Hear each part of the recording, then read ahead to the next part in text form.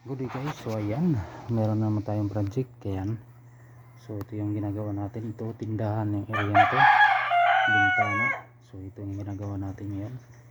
So tatapusin natin to pataas hanggang doon. Ito nagbago dito, pinalikitan yung bintana din dito guys. Yung kusina dito banda. So halo tayo, solo lang tayo dito guys, wala tayong ibang partner na gumagawa, kundi ako lang.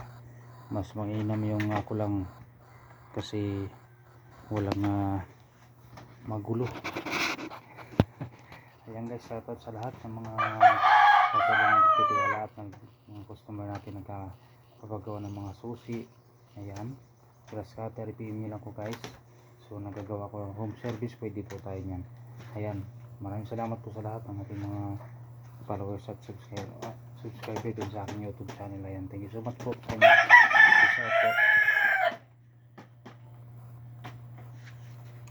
Yan ang aking binderan, grinder yung gamit natin. May mga manog dito guys. So